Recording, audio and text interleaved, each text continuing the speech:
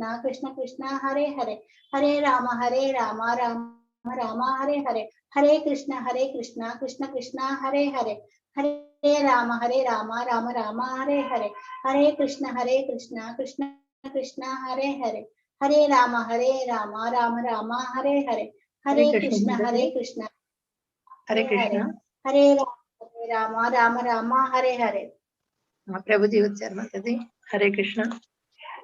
హరే కృష్ణ ప్రభుజీ। మీరు అంటే complete Prabhuji start చేసేదాకా మీరు లోపల చేసుకోండి మాతది, కంప్లీట్ చేసుకోండి। हरे कृष्ण प्रभुजी। हरे कृष्ण प्रभुजी। भक्तुल के हरे कृष्ण। हरे कृष्ण प्रभुजी, धन्यवाद प्रणाम। ఈ రోజు మాలతి పోలవరపు ఆవిడ చేశారు ప్రభుజీ, జపం చేశారు ఇప్పుడు దాకా మీరు వచ్చేదాకా। హరే కృష్ణ ప్రభు। हरे कृष्ण हरे कृष्ण। हरे प्रभुजी, दंडवत प्रणाम। हरे कृष्ण। हरे कृष्ण प्रभुजी। हरे कृष्ण माता जी। हरे कृष्ण। दंडवत प्रणाम प्रभुजी। हरे कृष्ण। हरे कृष्ण प्रभुजी। हरे कृष्ण माता जी। हरे कृष्ण प्रभुजी। ఎలా ఉంది ప్రభుజీ కోల్డ్ మీకు? లేదు మాతా जी, తగ్గింది ఇప్పుడు। ఓకే ప్రభుజీ। హరే కృష్ణ। हरे कृष्ण प्रभुजी, दंडवत प्रणाम।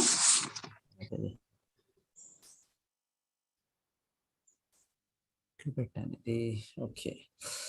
ओम नमो भगवते वासुदेवाय।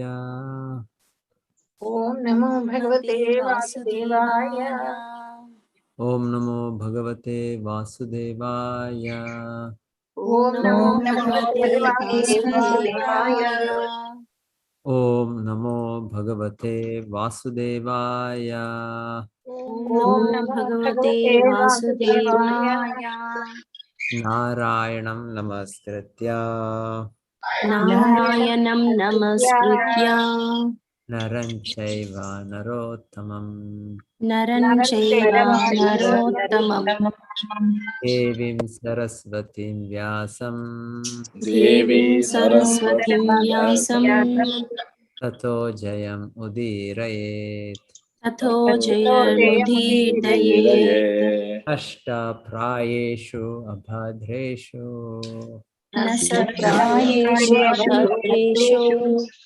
नित्यं भागवत सेवया भगवती उत्तमा श्लोके भक्तिर्भवती नैष्टिकी।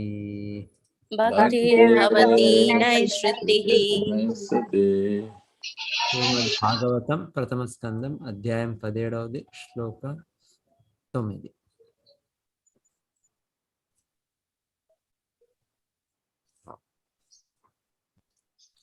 मा सौरभेयात्र शुचो मा सौरभेयात्रो शुचो वेतु ते वृषलाद्भयम् भेत्युते वृषलाद्भयम् मारोदेरम्बभद्रं ते मारोधरं भद्रं ते भद्रन्ते फलानां महिषस्तरी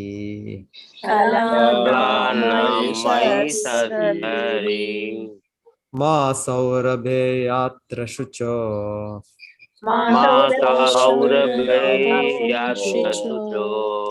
येतु ते वृषलाद्भयम्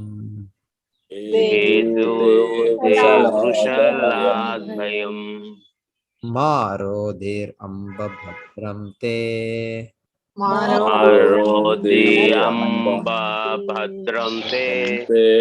खलानां महिषास्तरी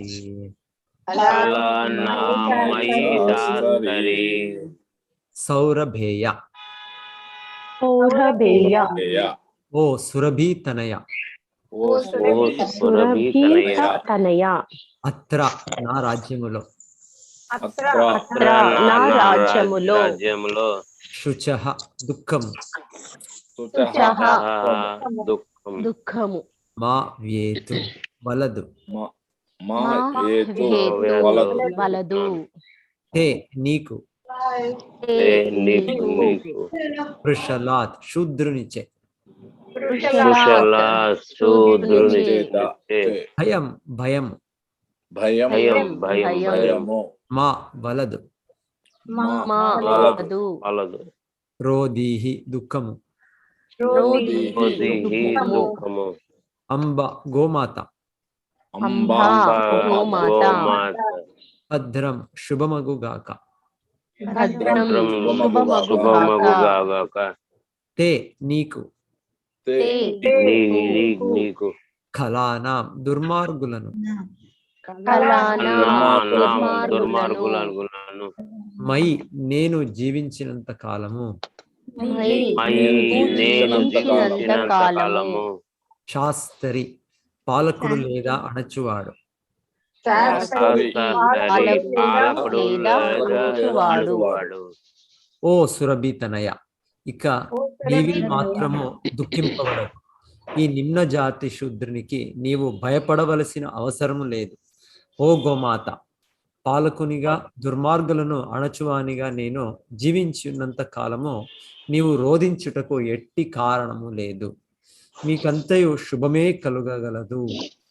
ఓ సురభీతనయా, ఇక నీవే ఏమాత్రము దుఃఖింపవలదు.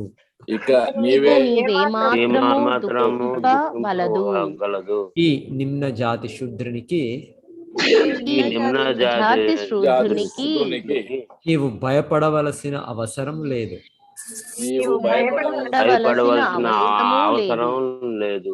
ఓ గోమాత, పాలకునిగా దుర్మార్గులను అణచువానిగా నేను జీవించి ఉన్నంత కాలము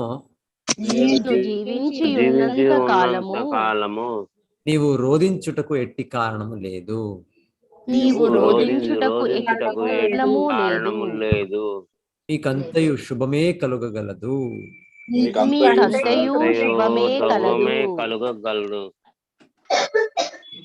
భాష్యము ఎవరు చదువుతున్నారు? హరే కృష్ణ ప్రభుజీ. చదవండి మొదలైంది. భాష్యము. వాళ్ళు గర్లపతి కృష్ణవేణి మాతాజీ ఏమో చదువుతారు అని చెప్పారు అనుకుంటాను. చదువుని మాతాజీ వాళ్ళు. నెక్స్ట్ బ్యాక్గ్రౌండ్ సౌండ్ వస్తుంది ప్రభుజీ, అక్కడ నుంచి వాళ్ళ ఇంటి నుంచి. ప్రభుజీ నేను చదివేదా ప్రభుజీ? అవునా, ఓకే. కృష్ణవేణి మాతాజీ చదివితే ఓకే, లేదంటే నేను చదవమంటే నేను చదువుతా. మాతాజీ చదవండి మాతాజీ.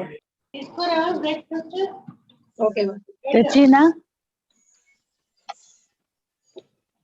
పరీక్షణ్ మహారాజు వంటి రాజుచే పాలింపబడు రాజ్యం కలిగినప్పుడే గోవులు, వృషభములు మరియు ఇతర జంతువుల రక్షణము సాధ్యపడగలదు. పరీక్షిత్తు ద్విజత్వము పొందిన క్షత్రియుడైన కారణమున గోవును మాతగా సంబోధించినాడు. ఆధ్యాత్మిక లోకములందు నిలిచి ప్రత్యేకముగా శ్రీకృష్ణ భగవానునిచే పాలింపబడు గోవులు సురభి నామమును కలిగి ఉండు. మానవులు భగవానుని రూప లక్షణములను అనుసరించి సృష్టింపబడినట్లు గోవులు సైతము ఆధ్యాత్మిక జగమునందలి సురభినామ గోవుల రూపలక్షణములతో సృష్టింపబడినవి. భౌతిక జగమునందు మానవ సంఘము మానవులకే రక్షణ కలిగించును. కానీ సమీకృత ఆహారమైన క్షీరమునసుగుట ద్వారా మానవులకు సమస్త రక్షణమును గూర్చెడి సురభి వంశస్థులను రక్షించుటకు చట్టమేదియను లేదు. కానీ పరీక్షణ్ మహారాజు పాండవులు మాత్రము గోవృషభముల ప్రాముఖ్యము నెరిగి గోహత్యకు పాల్పడిన వానిని అన్ని రకముల శిక్షలతో దండించుటకు సంసిద్ధులయ్యుండిరి. నేటి కాలమున కొన్ని మార్లు మరణదండనతో సహా దండించుటకు సంసిద్ధులయ్యుండిరి. నేటి కాలమున కొన్ని మార్లు గోరక్షణమునకై ఉద్యమములు జరుపబడినను తగిన చట్టములు మరియు ధర్మాత్ములైన పాలకులు కొరవడిన కారణమున గో వృషభములకు రక్షణము లభించుటలేదు. మానవ సంఘము గో వృషభముల ప్రాముఖ్యమును గుర్తిరిగి పరీక్షణ్ మహారాజు అడుగుజాడలను అనుసరించుతూ ఈ ముఖ్యమైన జంతువులకు రక్షణము నొసగవలసి ఉన్నది. గోవులను బ్రాహ్మణత్వమును పరిరక్షించట ద్వారా గోబ్రాహ్మణ హితైషి అయిన శ్రీకృష్ణ భగవానుడు గోబ్రాహ్మణ హితాయచ మన ఎడ ప్రసన్నుడై నిజమైన శాంతిని మనకు ఒసగగలడు. హరే కృష్ణ.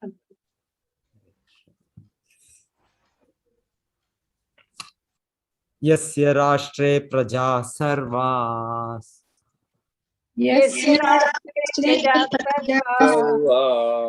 प्रथस्यन्ते साध्वी असाधुभिः प्रसन्ते साधुभिः तस्य मत्तस्य नश्यन्ति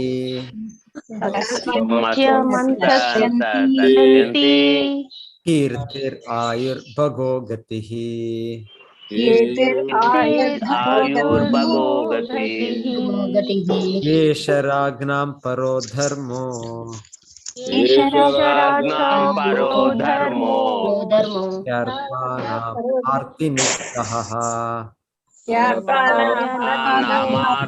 विग्रह अतएनं वदिष्यामि तयेनं वदिष्यामि पूतद्रुहम् असत्तमम् कुतद्रोहम् असत्तमम् यस्य एवनि यस्य यवनि రాష్ట్రే రాజ్యమునందు రాజ్యమునందు ప్రజాః జీవులు జీవులు సర్వాః సర్వులు సర్వులు త్రస్యంతే అంతే పీడితులగుదరో సాధ్వి ఓ సాధ్వి సాధ్వి అసాధుభిః దుష్టులచే తస్య అతని అతని మత్తస్య మోహితుడైనట్టి మోహితుడైనట్టు నశ్యంతి నశించును నశించును కీర్తిః ఆయుః ఆయువు ఆయువు భగః ఐశ్వర్యము ఐశ్వర్యము గతిః ఉత్తమ జన్మము ఉత్తమ జన్మము ఏషః ఇవన్నీయును ఆజ్ఞాం రాజుల యొక్క రాజుల యొక్క పరః పరమైన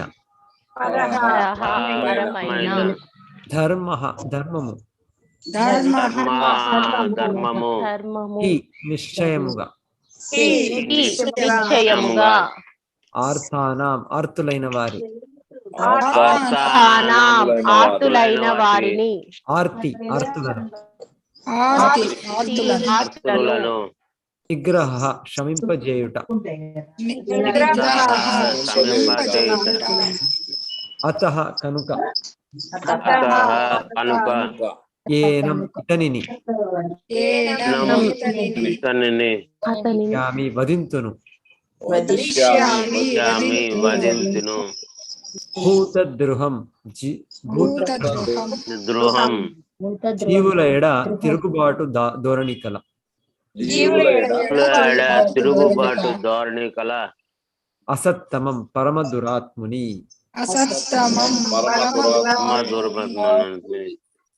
ఓ సాధ్వి తన రాజ్యమునందు వివిధ జీవులు దుష్టులైన వారిచే పీడింపబడినప్పుడు రాజ్యము నేలెడి రాజు యొక్క యశస్సు ఆయువు ఉత్తమ జన్మము మొదలగునవి నశించిపోగలవు. ఆర్తులైన వారి ఆర్తిని శమింపజేయుటయే రాజునకు నిక్కముగా ప్రథమ కర్తవ్యం. ఇతర జీవుల ఎడ హింసకు పోల్పబడిన ఈ పరమ దుష్టుని నేను తప్పక వధించగలను. ఓ సాధ్వి, తన రాజ్యమునందు వివిధ జీవులు దుష్టులైన వారిచే పీడింపబడినప్పుడు రాజ్యము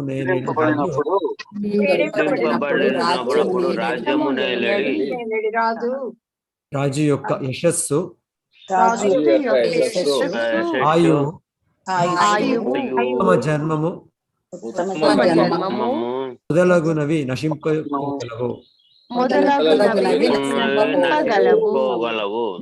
ఆర్తులైన వారి ఆర్తిని శమింపజేయుటయే ఆర్తులైన వారి ఆర్తింపజేయుటయే రాజునకు నిక్కముగా ప్రథమ కర్తవ్యము. కర్తవ్యము. ఇతర జీవుల ఎడ హింసకు ఇతరుల జీవుల ఎడ హింసకు పడినందున ఈ పరమ దుష్టుని నేను పాల్పడినందున ఈ పరమ దృష్టిని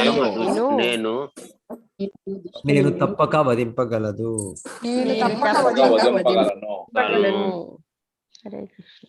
హరే కృష్ణ. ఎవరు చదువుతారో ఇది? హరే కృష్ణ ప్రభు. కృష్ణవేణి మాతాజీ హ్యాండ్ రైజ్ చేసినట్టున్నారు ప్రభుజీ. ఓకే, చదవండి. ఆర్డర్ చదవండి. ఎవరెవరు ఆర్డర్ లో ఉన్నారు చదవండి మాతాజీ. కృష్ణ.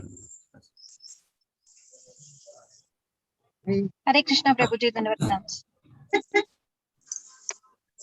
భాష్యము. గ్రామములో గాని పట్టణంలో గాని అడవి జంతువుల వలన ప్రమాదం వాటిల్లినప్పుడు రక్షక భటులు లేదా ఇతరులు వాటిని వెంటనే చంపివేయుటకు తగిన చర్యలను గైకొందురు. అదే విధముగా సంఘ విద్రోహక శక్తుల వంటి దొంగలను, దోపిడీదారులను, హంతకులను తక్షణమే వధించివేయుట ప్రభుత్వం యొక్క ధర్మమై ఉన్నది. జంతువులు కూడా రాజ్య ప్రజలే కనుక జంతు హత్య గావించిన వారికి కూడా అటువంటి శిక్షయే విధింపబడవలేను. ప్రజ అనగా దేశమునందు జన్మించిన వారు అని భావము. అనగా మానవులకు, జంతువులకు ఈ పదము అన్వయించుచున్నది. దేశమునందు జన్మించిన ప్రతి జీవియు దేశము నేలటి రాజు యొక్క రక్షణలో జీవించడి ప్రాథమిక హక్కును కలిగి ఉండును. అడవిలో తిరిగే జంతువులు సైతము రాజు యొక్క అధీనములో నిల్చునవి కనుక వాటికి కూడా జీవించడి హక్కు కలదు. అట్టి ఏడ గోవులు, వృషభముల వంటి పెంపుడు జంతువుల విషయం గురించి వేరుగా తెలుపున్నది ఏమున్నది? కంటిన్యూ చేస్తారా ప్రభుజీ? నేను చెప్తాను. చదవండి మాతాజీ. హరే కృష్ణ. భవానీ మాతాజీ హ్యాండ్ రైస్. హరే కృష్ణ మాతాజీ. హరే కృష్ణ. ఏ జీవి అయినను ఇతర జీవులకు భీతిని కలిగించినచో పరమ దురాత్ముడు కాగలడు. అటువంటి సంఘ విద్రోహక జీవిని రాజు శీఘ్రమే వధించి వేయవలెను. కలతను కలిగించడి అడవి జంతువు శీఘ్రమే వధింపబడినట్లు అడవి జంతువును గాని ఇతర జంతువును గాని అనవసరముగా వధించువాడు లేదా భయభ్రాంతులకు గురి చేయవాడు శిక్షకు గురి చేయబడవలెను. భగవన్ నియమం ప్రకారము జీవులు ఏ రూపము అందున్నను భగవానుని సంతానమే కనుకనే ప్రకృతి నియమము అనుజ్ఞ నొసగితే తప్ప ఇతర జీవులను చంపుటకు ఎవరికి అధికారం లేదు. తన జీవనము కొరకై పెద్ద పులి ఒక జంతువును చంపవచ్చును గాని పోషణకై మానవుడు జంతువును వధించరాదు. భగవన్ నియమము ఇదియే. వేరొక జీవిని భుజించడం ద్వారానే జీవుడు బ్రతకగలడనే నియమము సృష్టించినది ఆ భగవానుడే. అనగా శాకాహారులు కూడా ఇతర జీవులను భుజించియే జీవించుచున్నారు. కనుకనే భగవన్ నియమం ప్రకారము జీవుడు కొన్ని ప్రత్యేక జీవులను భుజించియే మనుగడను సాగించవలను. మనుజుడు భగవన్ నిర్దేశానుసారమే జీవించవలను గాని తన ఇచ్ఛానుసారముగా కాదని ఈశోపనిషత్తు ఉపదేశము గావించుచున్నది. కనుక మానవుడు భగవానుడు నిర్ణయించిన రీతి ధాన్యము, పండ్లు, క్షీరము మొదలగు వాని పైననే జీవనము గడపవలసి ఉన్నది. అంతే గాని మాంసాహారమును భుజించే అవసరం అతనికి ఏమాత్రమూ లేదు, కొన్ని ప్రత్యేక విషయముల్లో తప్ప. మోహగ్రస్తుడగు రాజు లేదా రాజ్యపాలకుడు కొన్ని మార్లు గొప్ప తత్వవేత్తగాను విద్వాంసునుగాను ప్రసిద్ధికెక్కినను అమాయక జీవులను హింసించుట అయినడి కార్యము తనకు నరక మార్గమును సుగమును చేయనడి విషయము నెరుగక రాజ్యమునందు జంతువధశాలను ప్రోత్సహించుచుండను. దేశాధినేత అయిన వాడు సమస్త ప్రజల, మనుషులు మరియు జంతువుల రక్షణము పట్ల కడు జాగరూకుడై ఉండవలె. ఎచ్చటైనను ఏదేని జీవి వేరొక జీవిచే పీడింపబడుచున్నదా అని అతడు విచారణ గావించవను. పరీక్షణ్ మహారాజు చూపినట్లుగా హింసాయుత స్వభావము కలిగిన జీవుడు వెంటనే బంధింపబడి సంహరింపబడవలెను. హరే కృష్ణ ప్రభు. వేరే వాడికి అవకాశం ఇస్తారా? ప్రజా ప్రభుత్వం ప్రజలచే ఎన్నుకోబడే ప్రభుత్వము ఎన్నడూను మూర్ఖ ప్రభుత్వ జనుల ఇచ్ఛానుసారము అమాయక జంతువుల వదను అంగీకరింపరాదు. శాస్త్రములందు తెలుపబడిన భగవన్ నియమాలను వారి ఎరుగై ఉండవలను. బాధ్యత రహితముగా వర్తించడి రాజు లేదా దేశాధినేత భగవన్నియమానుసారము యశస్సును, ఆయువును, శక్తి సామర్థ్యములను, ఉత్తమ జన్మను నశింపజేసుకొనుటయే గాక మరణానంతరము ముక్తిని కూడా కోల్పోవునని పరీక్షిత్ మహారాజు ఇచ్చట తెలుపుచున్నాడు. కానీ అటువంటి మూర్ఖులు పునర్జన్మను విశ్వసింపరు.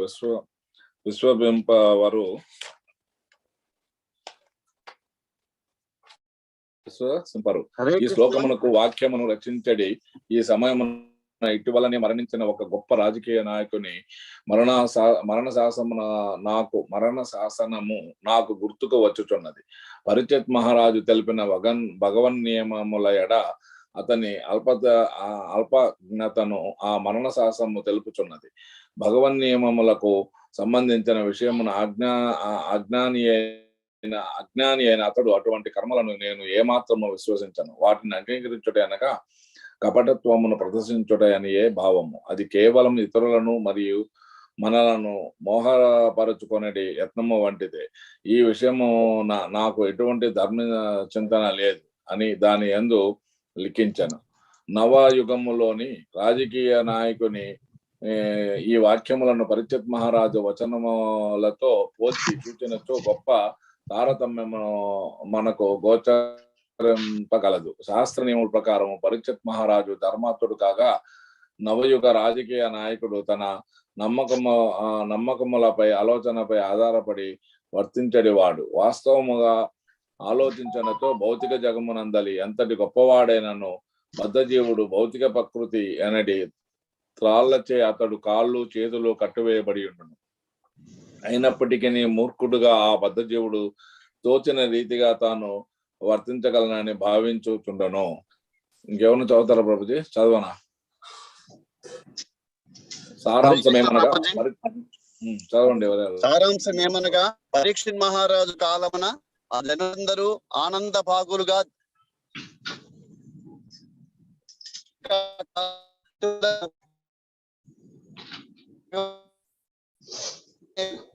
ప్రభుజీ కట్ అవుతుంది. హరే కృష్ణ ప్రభుజీ, మీ వాయిస్ వినిపించట్లేదు ప్రభుజీ. హరే కృష్ణ. ఎవరికైనా ఛాన్స్ ఇవ్వండి, కట్ అయిపోతుంది ప్రభుజీ.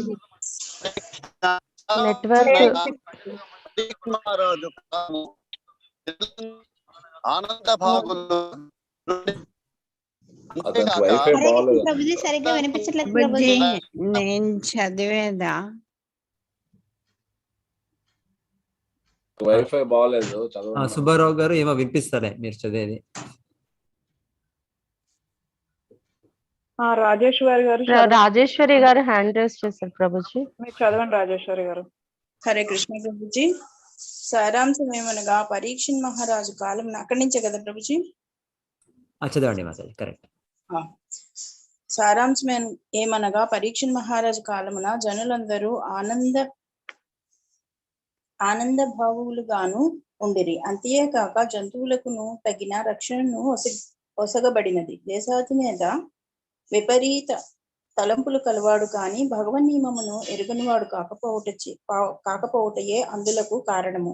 మూర్ఖులు శ్రద్ధారహితులైన జీవులే భగవానుని అస్తిత్వమును నిరసించి విలువైన మానవ జన్మను పణముగా పెట్టి తమను తాము మతరహితులుగా ప్రకటించుకొనుచుందురు. వాస్తవమునకు భగవతత్వ విజ్ఞానమును తెలుసుకుంటేయే మానవ జన్మ నిర్దేశితమై ఉన్నది. కానీ మూర్ఖులైన వారు ముఖ్యముగా కలియుగమందు జన్మ మృత్యు జరావ్యాధులనడి భగవన్ నియమములచే సదా బందీ అయి ఉన్నను శాస్త్రీయముగా భగవానుని అవగతము. ప్రభుజీ కొంచెం స్క్రోల్ చేస్తారు.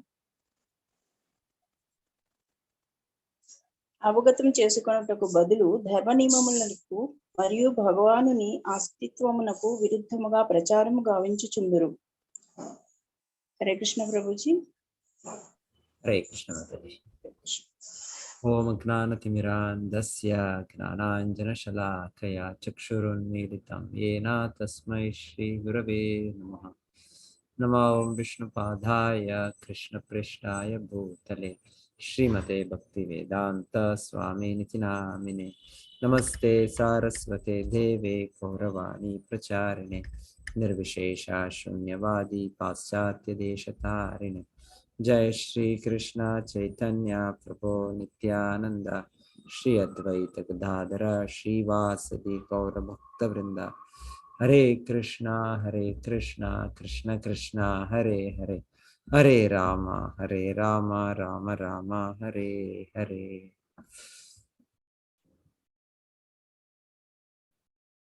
సో పరీక్షిత్ మహారాజు ఇంత గొప్ప మహారాజు. సో పాండవుల తర్వాత రాజర్షి. సో ఇక్కడ చూస్తుండేది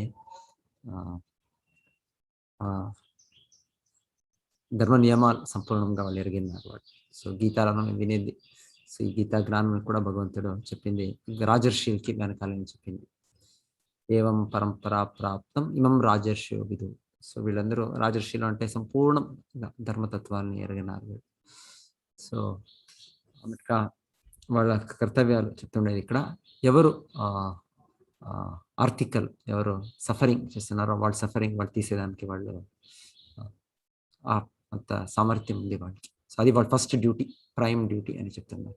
సో వెనకాల దానికోసమే ఆ రాజు దీని దగ్గర వెళ్ళి ఎవరు కూడా వాళ్ళని అప్రోచ్ చేసి వాళ్ళ ద్వారంలో నిల్చుకొని పెద్ద బెల్ అమౌంట్ ఉండే అనుకుంటాను.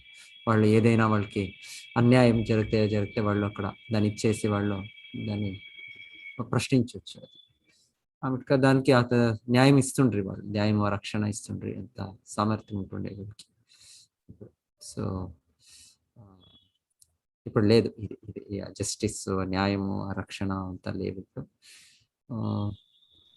సో ఇక్కడ ముఖ్యంగా చెప్తుండేది ప్రతి ఒక్క జీవి కూడా వాళ్ళు రక్షణ ఇస్తుంటారు వాళ్ళు. ఏమైనా ప్రకృతి అనుసారంగా జీవో జీవసి జీవనం, అది పులి తినేది ఉంది.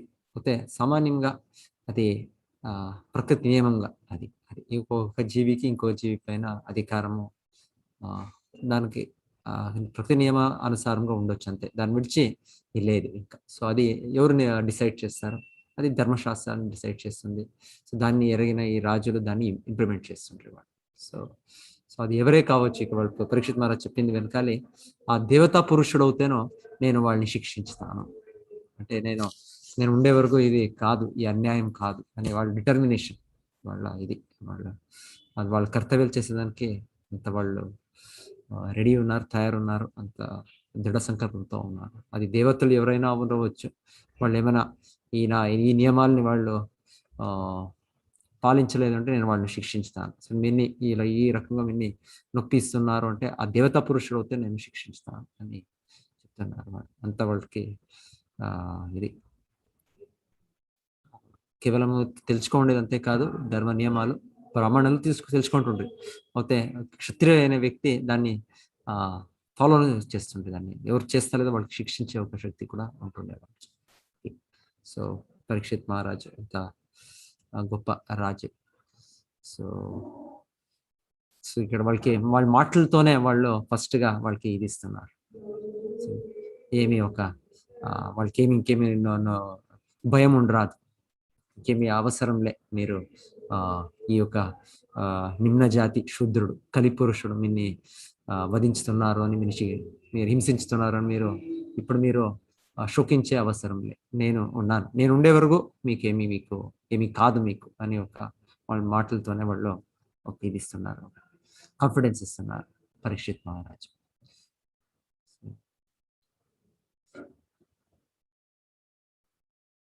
నా మా సౌరభేయాశ శుచేవ్యేతు తే వృషలాది భయం మా రోదీరంభ భద్రం తే కళానం మహిషాస్తరి. సో నేను ఉండే వరకు ఏది కాదు అని చెప్తారు. యాక్చువల్ చెప్తారు కలియుగము పరీక్షిత్ మహారాజు దీని తర్వాతే కొంత స్టెప్స్ తీసుకుంటారు ఇంకా ఎక్కువగా. ఎలాంటే ఈ ఒక సన్నివేశము ఒక ఇండికేషన్ వాళ్ళకు దొరుకుతుంది.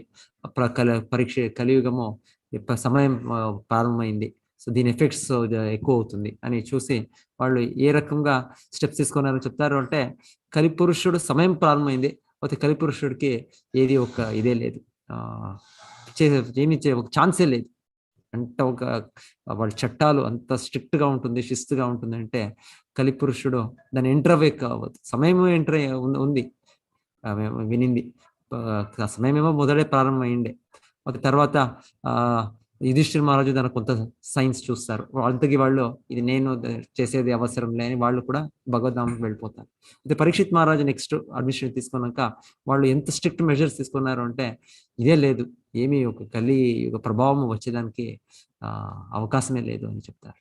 అంటే అంత స్ట్రాంగ్ లాస్, స్ట్రిక్ట్ లాస్, ఒక కింగ్ అనేది, రూలర్ అనేది అంత దీనిగా ఉంటే అది ఎవరు ఏమీ చేసేది కాదు. ఇది అంత స్ట్రిక్ట్ రూల్స్, స్ట్రిక్ట్ రెగ్యులేషన్స్ అయితే వెనకాల చెప్పేది. ఇప్పుడు ఎంత స్ట్రిక్ట్ రూల్స్ ఉంటుండే అంటే ఎవరైనా సపోజ్ ఎవరైనా ఒక దొంగ ఉంటే వాళ్ళు ఏం చేస్తుండ్రి, ఒక చేతులనే కట్ చేస్తుండ్రు పబ్లిక్ గా. ఇదంతా ఇప్పుడు మేము అరబీ రాజ్యాల్లో చూసేదని కాదు, వెనకాల కూడా ఇది మన సమితగా అలా స్ట్రిక్ట్ రూల్స్ ఉన్నాయి. సో ఎవరైనా స్ట్రిక్ట్ రూల్స్ చేస్తే ఇంకొకరికి అది ఆ సమాజంలో ఎలా ఒక స్టాండర్డ్ ఉంటుందంటే మేము చేయరాదు, ఇది చేస్తే మనకి ఇంత పనిష్మెంట్ వస్తుంది అని అలాగా వాళ్ళు చాలా స్ట్రాంగ్ గా వాళ్ళు వ్యవహరించుతుండ్రి, వాళ్ళ నియమాలు అలాగ ఉంటుండే ఒకటి. సో అప్పుడు అందరికీ కూడా ఒక భయం బెదిరికుంటుండే, మేము అట్లా చేయరాదు, అది ఇది తప్పే, ఇది చేయరాదు అని ఒకటి. ఇప్పుడు చెప్పేది ఇప్పుడు గో హత్య ఇప్పుడు చేసేది, ఎవరైనా ఒకరు చేసిన వాళ్ళు వాళ్ళకి ఒక మరణదండన త్వరనే ఇస్తే సపోజ్, అప్పుడు అంత సమాజానికి ఒక భయం వస్తుంది, ఎవరు చేయరాదు. ఆ రకంగా చెప్తారు. మహారాజులు ఎంత ఒక దీంతో ఉంటుండ్రి అంటే వాళ్ళ నియమాలు, వాళ్ళ శిక్షలతో చాలా ఒక తీవ్రంగా ఉంటుండే. అప్పుడు తీవ్రంగా ఉన్నప్పుడు అందరికీ ఒక దాన్ని ఎలాంటే భౌతిక జగత్తులో వచ్చినప్పుడు మా మనస్సు చాలా ఒకటి కలుషితమైన మనస్సు. సో మనకి కొంత ఛాన్స్ దొరికితే అది పాపకృత్యాల వెనుక వెళ్తుంది. ఒక స్ట్రిక్ట్ రూల్స్, స్ట్రిక్ట్ నియమాలు ఉంటే ఆటోమేటికలీ అది కూడా సహజంగా అది కొంత అడ్జస్ట్ అయ్యే వరకు అది ఒక అలవాటు, అది అయినాక తర్వాత అది లేదని అయితే కావాలి, అవసరం ఉంది ఈ రకమైన కొంత శిక్షలు, ఇంత స్ట్రాంగ్ మెజర్స్ ఇవంతా అవసరం. సో వెనకాల సమయంలో మహారాజులు అంత దీనిగా వాళ్ళు వ్యవహరించుతుంటారు, స్ట్రాంగ్ స్ట్రిక్ట్ రూల్స్ పెట్టుకుంటుంటారు. సో దానికి వాళ్ళు చెప్తుండేది, ఎవరైనా కావచ్చు, దేవతా పురుషుడైనా కావచ్చు, నేను వాళ్ళని శిక్షించుతాను వాళ్ళని అని చెప్తున్నారు. సో వాళ్ళకి ఏది భయం లేదు, వాళ్ళకి అంత శక్తి ఉంది, అంత సామర్థ్యం ఉంది వాళ్ళకి.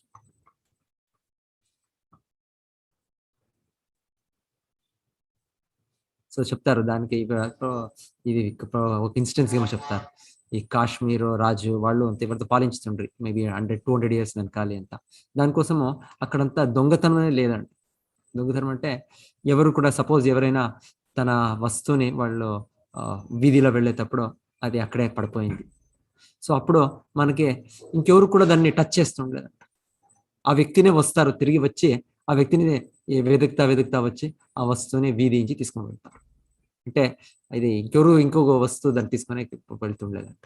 అంటే నియమాలు, రాజు నియమాలు ఎంత ఉంటుండే, ఎవరైనా దొంగ ఉండి ఒక వస్తువు ఇంకొకరు తీసుకున్నారంటే వాళ్ళ చేతులు, హ్యాండ్స్, లెగ్స్ కట్. సో ఈ రకంగా కొంత స్ట్రిక్ట్ మెజర్స్ ఉంటే అప్పుడు ఆటోమేటిక్గా జనరల్కి మేము చేయరాదు అని మేము ఉంటుండే. చెప్తారు ఇది ఒక అవసరం ఉంది, ఈ నియమాలు, ఈ చట్టాలు, ఆ స్ట్రిక్ట్నెస్ అవసరం ఉంది. సో వెనకాల సమయంలో అలా జరుగుతుండే. ఒక దీంతో అంత సహజంగా జనులు వాళ్ళతో వాళ్ళు తృప్తులుగా ఉంటుంటారు. ఈశావాస్యమిదం సర్వం యత్కించ జగత్యాం జగత తేన త్యుక్తేన భుంజిత మాగృత కస్య సిద్ధనం. సో ప్రతి ఒక్కరు సో మనది ఏది, సో మనకి ఎంత మనకి దొరికింది దాంట్లోనే మనం సంతోషంగా ఉండాలి. సో ఇంకొకరిది మనకి వాళ్ళు కావాలి, సో ఆ భావంతో ఉంటుండ్రి అది. సో సహజంగా ప్రతి ఒక్కరు ఆధ్యాత్మికంగా వాళ్ళు పురోగతి సాధించిన కారణంగా వాళ్ళ సంతృప్తులుగా ఉంటుండ్రి. సో సంతృప్తులు ఉన్న కారణంగా వాళ్ళకి ఏది ఇంకొకరి వస్తువుని, ఇంకొకరి దీన్ని ఆశించే ఒక అవసరం ఉంటుంది వాళ్ళకి అది వెనకాలి సమయంలో.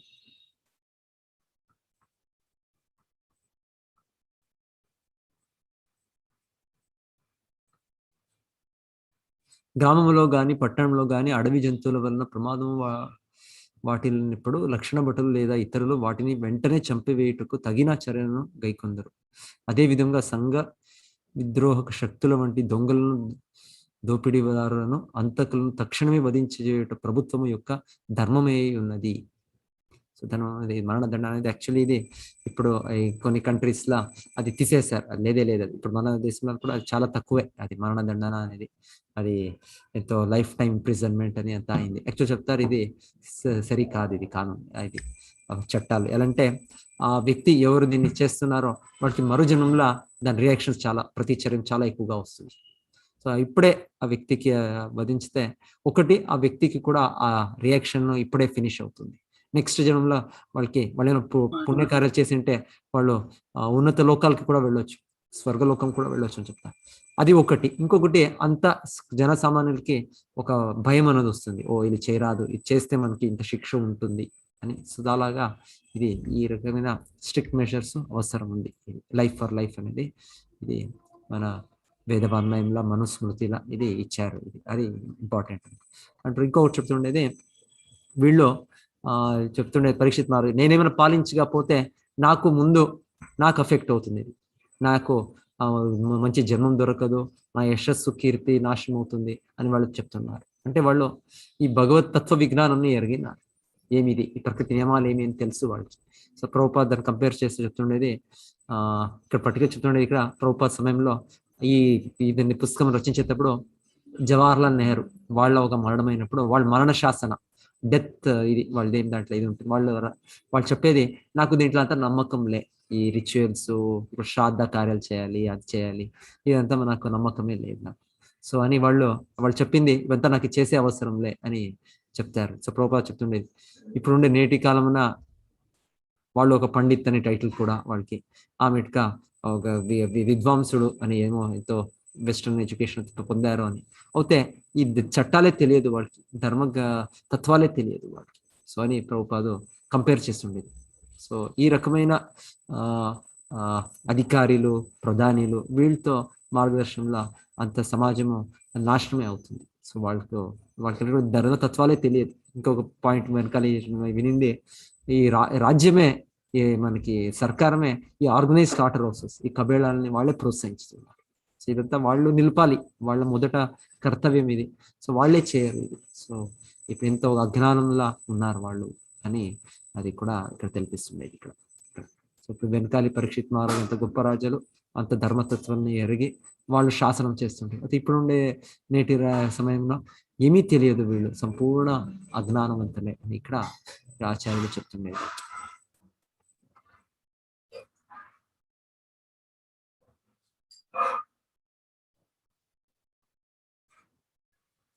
ఈ శ్లోకమునకు వ్యాఖ్యానం రచించే ఈ సమయంలో ఇటీవలనే మరణించిన ఒక గొప్ప రాజకీయ నాయకుని స్మరణ శాస్త్రం నాకు గుర్తుకు వచ్చుచున్నది. సో ఇది చెప్తుండేది.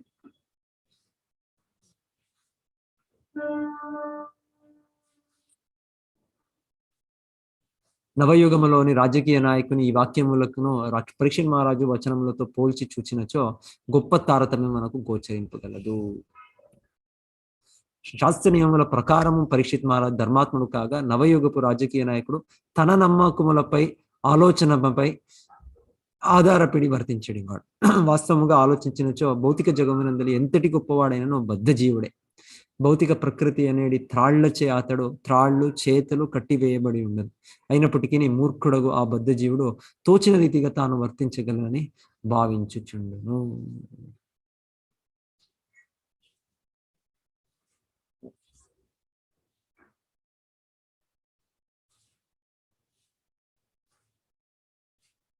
సారాంశం ఏమనగా, పరీక్షిత్ మహారాజు కాలమున జనులందరూ ఆనంద భాగులుగా నుండిరి. అంతేగాక జంతువులకును తగిన రక్షణము ఒసగబడినది. దేశాది నేత విపరీత తలంపులు కలవాడు గాని భగవన్ నియములను ఎరగినవాడు కాకపోవటయే అందులకు కారణం.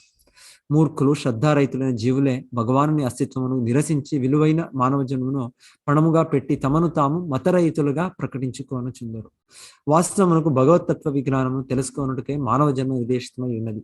కానీ మూర్ఖులైన వారు ముఖ్యముగా కలియుగమునందు జన్మ మృత్యు జరా వ్యాధులనేది భగవన్ నియములచే సదా బందీ అయి ఉన్నను శాస్త్రీయముగా భగవానుని అవగతం చేసుకొనుట బదులు ధర్మ నియములను మరియు భగవానుని అస్తిత్వమునకు విరుద్ధంగా ప్రచారం కావించుచుందరు.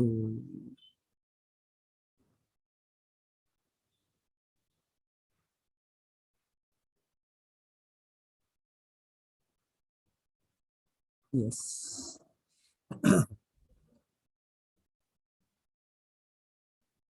యాక్చువల్లీ ప్రభుపాద్ వాళ్ళకి లెటర్స్ రాసేదంతా ఉన్నాయి. ప్రభుపాద్ వాళ్ళకి ఇచ్చేస్తారు, మీరు ఇంత రాంగ్ డైరెక్ట్ చేస్తున్నారు మన సర్కార్. యాక్చువల్లీ ప్రభుపాద్ అప్పుడేమి మన అంతర్జాతీయ కృష్ణ చైతన్య సంఘం కూడా ఆరంభం కాలే.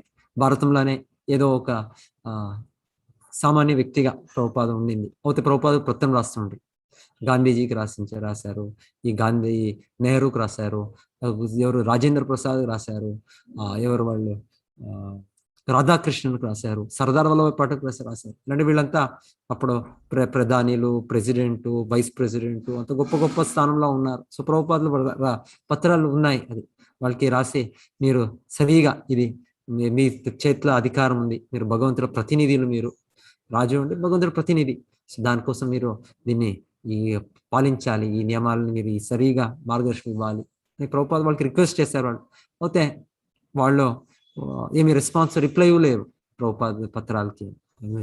అంటే వాళ్ళు సంపూర్ణం వాళ్ళ నమ్మకము, వాళ్ళ దీంతోనే వాళ్ళు మార్గదర్శనం ఇస్తుంటారు అంతే. సో అది మనకి కొంత సమయం, కొంత ఎఫెక్ట్స్ అంతే. అయితే ఇంకా దుష్పరిణామాలే ఎక్కువగా, ఏమి దాని నుండి ఎవరికి వాళ్ళకి కూడా లాభం లేదు, ఇంకా నెక్స్ట్ మన సమాజం కూడా లాభం లేదు.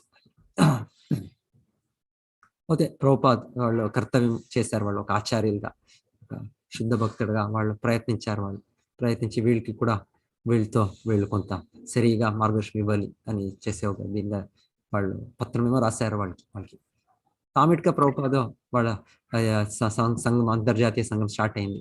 సో అప్పుడు ఈ ప్రచారంలోనే మగ్నమయ్యారు శిల ప్రభుపాద. లేకుంటే దీన్ని మొదటనే వీళ్ళందరికీ కూడా పత్రాలు రాసి సరిగా మార్గదర్శనం వీళ్ళు చేయండి, నాకు అవకాశం ఇవ్వండి, మీతో నేను చర్చ చేసి మీకు కల్పిస్తాను అని గాంధీకితో చాలా పత్రాలు రాశారు వాళ్ళకి.